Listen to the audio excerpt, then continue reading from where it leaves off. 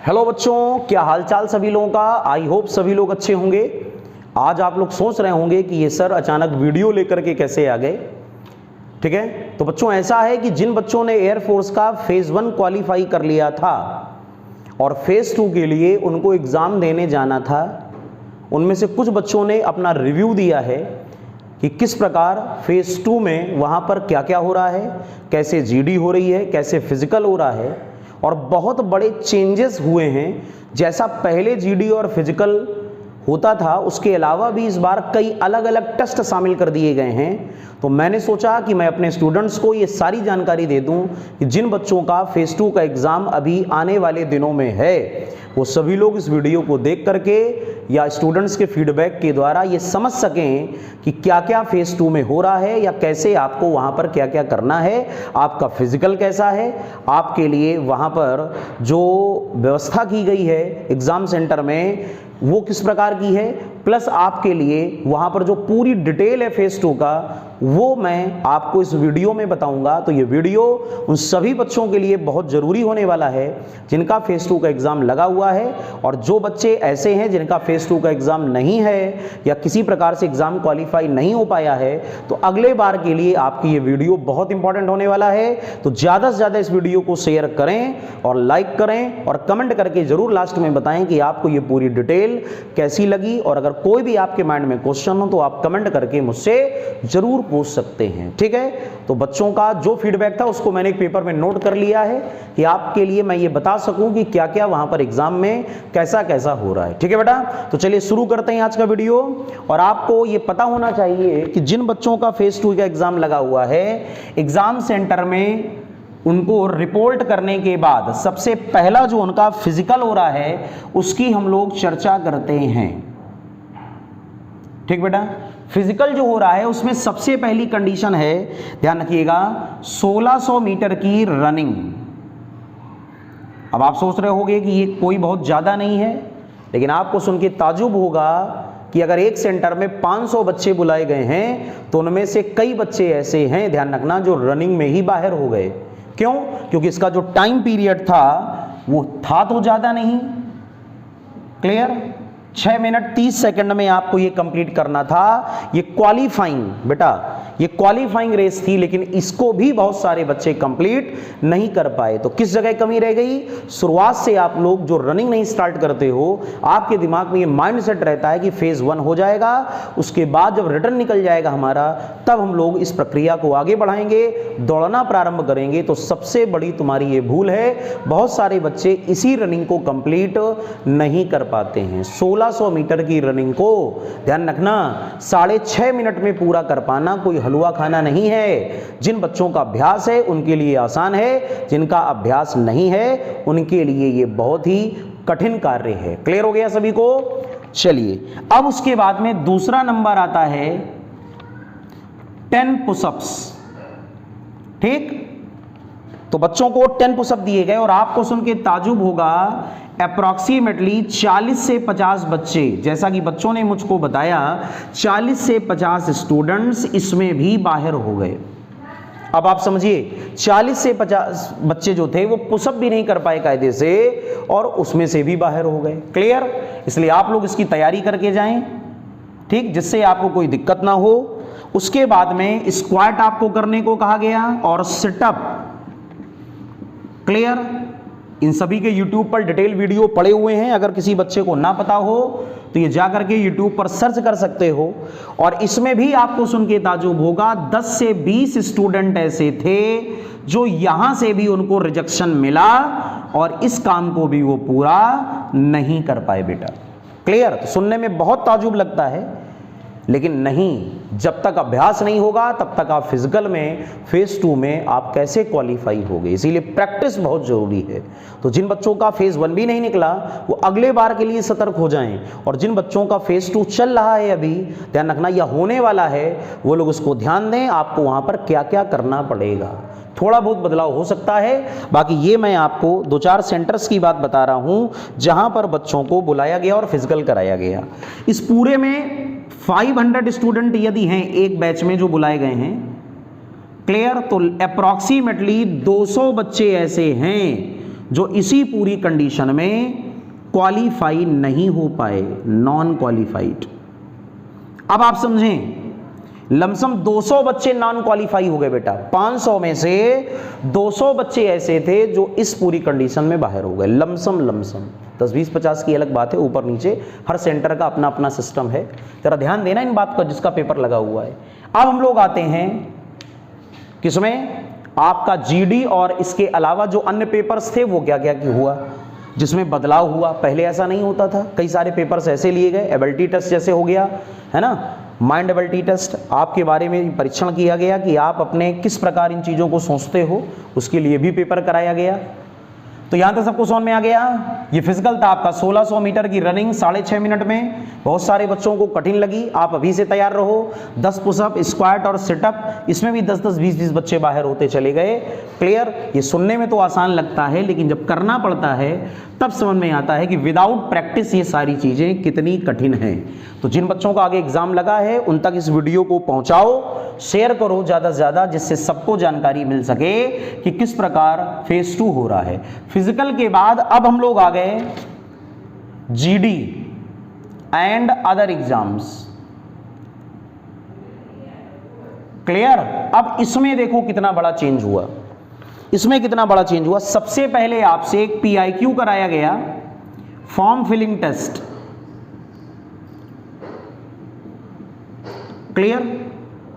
इसको जरा कंफर्म कर लेना क्या है ये। फिलहाल जो बच्चों ने मुझको बताया शायद उनको बताने में कोई दिक्कत हुई हो। तो फॉर्म फिलिंग टेस्ट, उसमें आपके बारे में पूरा ब्यौरा आपको भरना था। ठीक है, एक फॉर्म फिलिंग टेस्ट आपका हुआ, आपको पूरा फॉर्म भरना था। दूसरे नंबर पे आया SRT टेस्ट।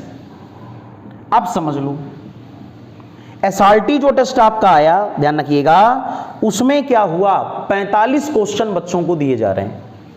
45 क्वेश्चंस आपको दिए जा रहे हैं, समझ लो। और इनमें से 40 क्वेश्चन ऐसे हैं, 40 क्वेश्चन ऐसे हैं, लमसम 40 या 45 भी हो सकते हैं, जो बुद्धि परीक्षण के या माइंड एबिलिटी टेस्ट था। क्लियर। माइंड एबिलिटी टेस्ट, किसका दिमाग कितना तेज चलता है। क्लियर। और 10 क्वेश्चंस आप एक्स्ट्रा मान लो। अब ये जो माइंड एबिलिटी टेस्ट इस बार हो रहा है फेज 2 में, जैसे इसमें आपको कोई भी क्वेश्चन दिया गया पेपर में कि आप ट्रेन में सफर कर रहे हो, आपके साथ में बगल में एक बूढ़ी दादी अम्मा बैठी हुई हैं, लेडी बैठी हुई है, उनका पर्स चोरी हो जाता है। ऐसी परिस्थिति में आप क्या करोगे, ये आपकी बुद्धि का परीक्षण है। क्लियर। आप उनको आर्थिक सहायता दोगे, आप उनको गंतव्य तक पहुंचाओगे, आप स्वयं रोने लगोगे, या आप ट्रेन से कूद जाओगे, चोर को पकड़ने लगोगे। इस प्रकार के तार्किक परीक्षण के क्वेश्चन होते हैं। बहुत सारे बच्चे क्लास में मुझसे पूछ रहे थे कि माइंड एबिलिटी टेस्ट कैसा होता है, तो बच्चों सुन लो, माइंड एबिलिटी टेस्ट इस प्रकार का होता है। ठीक है ना। ऐसे ही क्वेश्चन आपके लिए बनाए जाते हैं और आपसे ये पूछा जाता है कि ये बताओ कि आप क्या करोगे। अब नंबर आप क्वेश्चन तो ज़्यादा लग रहा है 45, लेकिन सुनो, इन्हीं सारी प्रक्रियाओं में तो समय लगा। जो बच्चा सुबह 5:30 बजे रिपोर्ट कर रहा था, वो रात में 11, 11:30 बजे तक लगा रहा है, तब उसको आगे मेडिकल की डेट दी गई है ना। लेकिन उसके वो सारे गम उसके दूर हो गए, भूखे प्यास वो लगा रहा, खाली पेट वो लगा रहा। क्यों? क्योंकि उसका सिलेक्शन फेज 2 में हो चुका था और वो आगे मेडिकल के लिए तैयार था। क्लियर। तो कोई दिक्कत नहीं थी, खुशी के आगे सारे गम बेकार हो गए। तो बेटा दूसरा ये होता है जिन बच्चों का पेपर है, सब लोग ध्यान देना। क्लियर। और बच्चों आपको जान के हैरानी होगी कि इसमें से भी ध्यान रखना, कम से कम 40 से 50 या हो सकता है इससे ज्यादा बच्चे रिजेक्ट हुए हों। बहुत ज्यादा बच्चे इसमें भी रिजेक्ट हुए हैं, जिसको बोला जाता है SRT। लमसम 200 बच्चे तो मैंने तुमको पहले ही बता दिए। फिजिकल में 500 में से 150 से 200 पहले ही चले गए। अब जो 300 बचे, उनमें से भी इस टेस्ट में बहुत सारे बच्चे नॉन क्वालिफाई हो गए। क्लियर। सबको पूरी बात समझ में आ गई क्या? अब नंबर आया, इसके बाद एक आध और छोटी छोटी फॉर्मेलिटीज थी, बच्चों ने बताया, वो पूरी कराई गई। उसको आप टेस्ट समझ लो या पेपर फॉर्मेलिटीज समझ लो, जो भी हुआ हो वहां पर। और तीसरे नंबर पे आया, जिसका हम सबको बेसब्री से इंतजार रहता है, GD ग्रुप डिस्कशन। ठीक है। इसके नियम क्या क्या हो रहे हैं आप समझ लें। ग्रुप डिस्कशन में 15 से 20 बच्चों का एक ग्रुप बनाया जाएगा, जो कि बनाया जा रहा है। 15 से 20 स्टूडेंट्स इन अ ग्रुप एक एक ग्रुप में आप लोग भी समझ लो जिनका पेपर आगे लगा हुआ है, ठीक है, या नेक्स्ट इनटेक के बाद तुमको फेज 2 देना है, 10 से 15 स्टूडेंट्स का ग्रुप बनाया गया। एक काम करते हैं, इसको रफ कर देते हैं, डिटेल ज़्यादा है चूंकि, फिर पूरा शुरुआत से समझो, ठीक। तो अब हम लोग आ गए जीडी पे। अगला बच्चों का जो टेस्ट हुआ बच्चों, वो जीडी का हुआ, जिसको कहते तो हो ग्रुप डिस्कशन, लेकिन इसका तरीका समझो। सबसे पहले 15 से 20 बच्चों के छोटे छोटे ग्रुप बनाए गए, 15 से 20 स्टूडेंट्स के छोटे छोटे स्मॉलर ग्रुप्स बनाए जाते हैं, जो कि बनाए जा रहे हैं। और उन ग्रुप्स के बाद में आपको जितने भी स्टूडेंट होंगे, each student give their short intro. मैंने क्लास में आपसे बताया था कि आपको इंट्रोडक्शन तैयार करना है, क्लियर। और इसका ड्यूरेशन लगभग 1 मिनट, अप्रॉक्सीमेटली 60 सेकंड में आपको अपने बारे में सारी बात बतानी है, ठीक। तो काम की बात बताओ 60 सेकंड में, ठीक है, आलतू फालतू की बातचीत नहीं।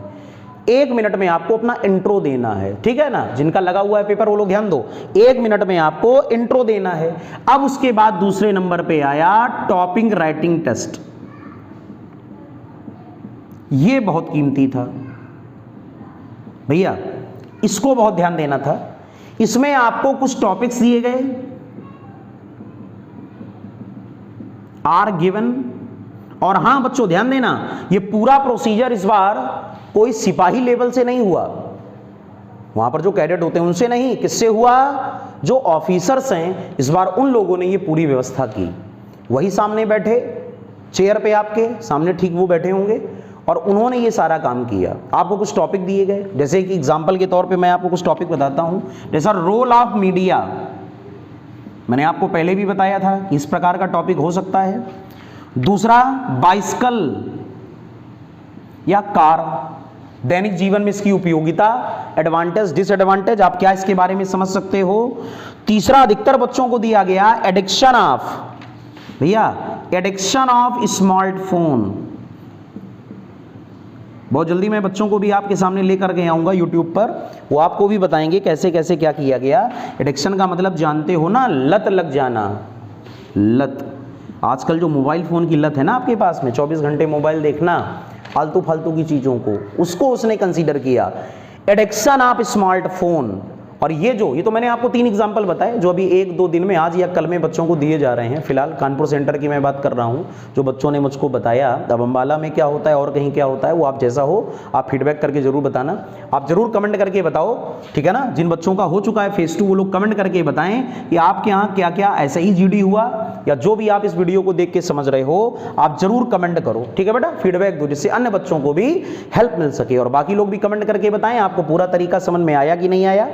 अब बच्चों क्या होता है, इसमें से जैसे कोई एक टॉपिक सिलेक्ट किया गया, जैसे ये टॉपिक मैं सिलेक्ट करता हूं, तो कोई भी एक ऑफिसर सबसे पहले इसके बारे में 8-10 पॉइंट आपको क्लियर करेगा। वो बोलेंगे इसके बारे में, आपको बताएंगे बेटा, आपको इसके बारे में कुछ पॉइंट्स देंगे कि आपको जो स्मार्टफोन की जो लत है ना बच्चों में आजकल जो चल रही है, जो प्रचलित है, वो कैसे कैसे उसके कुछ मुख्य बिंदु हैं, सम इंपॉर्टेंट पॉइंट्स।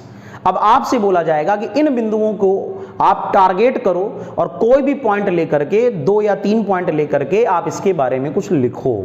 लिखने के लिए बोला जा रहा है, कहना नहीं है आपको, लिखना है।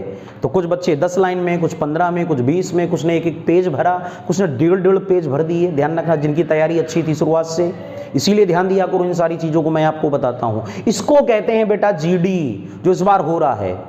क्लियर, इतने ज्यादा टेस्ट हो करके तब जीडी तक बच्चे को पहुंचाया जा रहा है, समझ लो। बिल्कुल फिल्ट्रेशन चल रहा है, फिल्ट्रेशन ऊपर से, क्वालिटी लेवल का बच्चा उनको सिलेक्शन पाना है। ध्यान रखना, ये फेज 1 का पेपर दे के ही हम लोग समझ गए थे, है ना। जैसे बच्चों ने फेज 1 का पेपर दिया था और बताया था, उसको देख करके ही हम लोगों ने ये अनुमान लगा लिया था कि जिस लेवल का पेपर आ रहा था, न्यूमेरिकल्स की भरमार अगर मैं अपने सब्जेक्ट की बात करूं फिजिक्स की, तो न्यूमेरिकल की भरमार, ऐसा कभी नहीं हुआ एयरफोर्स की हिस्ट्री में, ध्यान रखना। न्यूमेरिकल्स की भरमार, तो इससे अंदाजा लग गया था कि जरूर बदलाव होगा फेज 2 में, और हुआ भी, और इस प्रकार का प्रोसीजर आपके सामने है, क्लियर। और उसके बाद बच्चों को बैठाया गया, सबकी कॉपी की चेकिंग करी गई, और लास्ट में जो भी बच्चे निकल के आए फाइनल सिलेक्शन वाले फेज 2 में, जिन्होंने फाइनल सिलेक्शन पाया, बैच नंबर लेकर के वो लोग बुलाते हैं, डेट ऑफ बर्थ और बैच नंबर आपका लगा रहता है ना, यहाँ पे बैच नंबर लगा रहता है, उस आधार पे उन्होंने उन बच्चों को अलग किया, बाकी को कहा आप घर जा सकते हैं, आप दोबारा तैयारी करके फिर आप आ सकते हैं, ध्यान रखिएगा। लेकिन अभी के लिए फिलहाल टाटा, बाय बाय, फिनिश। और उसके बाद जो बच्चे थे फाइनल सिलेक्शन वाले होशियार बच्चे, ध्यान रखिएगा, एक्स्ट्रा ऑर्डिनरी बच्चे जिन्होंने मेहनत करी थी लग करके, उनको मेडिकल के लिए आगे डेट दी गई, क्लियर। और इस मेडिकल की डेट को देने के बाद उनको समझाया गया कि आपको मेडिकल में क्या क्या करना है, क्या क्या सावधानी बरतनी है, क्लियर। नाखून काट करके आने हैं, सारे हेयर आपको रिमूव करके आने हैं, कान की सफाई करके आना है, क्लियर, गंदगी नहीं होनी चाहिए शरीर में, ऐसे तमाम सारी एटसेट्रा एटसेट्रा बातें जो हैं वो बताई जा रही हैं। और उसके बाद में बच्चों को एक डेट दी जा रही है कि अब आप जाएं, और इस पूरी प्रक्रिया में समझो पूरा दिन लग गया बच्चों का, पूरा दिन लग गया बच्चों का, लेकिन ठीक है, सब बर्दाश्त कर लिया जाता है किसी अच्छी चीज को पाने के लिए। तो बच्चों ये जानकारी मैंने आपको इस वीडियो के माध्यम से दी, आप इस वीडियो को उन बच्चों तक जरूर पहुंचाएं जो तैयारी कर रहे हैं डिफेंस की, और खास तौर से एयरफोर्स में जो भी फेज 2 का सामना आगे भी करेंगे या जिनका आगे फेज 2 लगा हुआ है, उन तक इसको जरूर पहुंचाओ, ताकि वो मेंटली प्रिपेयर हो जाएं कि वहां पर क्या क्या होगा, वहां पर क्या क्या होगा। थोड़ा बहुत बदलाव किसी सेंटर में हो सकता है, बहुत बड़े बदलाव नहीं होने वाले हैं, तो आप लोग इस बात को ध्यान रखें। और बहुत जल्दी मैं उन बच्चों को भी आपके सामने लाऊंगा जिन्होंने ये पूरी प्रणाली है उसको अपनाया, ठीक है ना, सिलेक्शन हो जाने दो, उसके बाद में उनको लेके आएंगे। पूरी प्रणाली को उन्होंने अपनाया और उन्होंने आपके लिए ये इंफॉर्मेशन मुझको दी, तो मैंने ये अपना लक्ष्य समझा कि आप तक इस जानकारी को जरूर पहुंचाया जाए जिससे आपको लाभ मिले, क्लियर। तो आप लोग अब YouTube पर एक्स्ट्रा वीडियो सर्च करना बंद करो, सारी जानकारी मैंने आपको दे दी है। अगर आपको अच्छी लगी हो तो एक अच्छा सा कमेंट कर दो, लाइक कर दो, शेयर कर दो, और जिन बच्चों को फिजिक्स की तैयारी करनी हो, क्लियर, वो लोग चैनल को सब्सक्राइब कर लें और हम लोगों के साथ में लाइव सेशन अटेंड करें, और समय समय पर मैं आपको सही जानकारी देता रहूंगा बच्चों। तो ये पूरा प्रोसीजर आपको मैंने फेज 2 एग्जाम का बताया, आई होप आपको समझ में आ गया होगा। जैसा हो कमेंट सेक्शन में जरूर बताएं, और उन बच्चों तक इस वीडियो को जरूर पहुंचाएं जो लोग लगातार तैयारी पर लगे हुए हैं, या जिनका फेज 2 इसी बार है, या फिर आगे चल के आपके भी ये काम आने वाला है, तो अभी से आप इन सारी चीजों को समझ लें, ठीक है बेटा। तो आज की वीडियो को हम लोग यहीं पर एंड कर देते हैं। आई होप सटीक जानकारी आपको मिल चुकी है 15 से 17 मिनट में। अब आप इन चीजों को समझें और मेंटलिटी अपनी स्ट्रांग करें, और इस प्रकार आप प्रिपरेशन को करें कि आप इन सबको क्वालिफाई होकर के आगे की ओर मेडिकल वाले राउंड की ओर बढ़ सकें, ठीक है बेटा। तो अगले वीडियो में आपसे फिर से मुलाकात होगी, तब तक के लिए जय हिंद, जय भारत।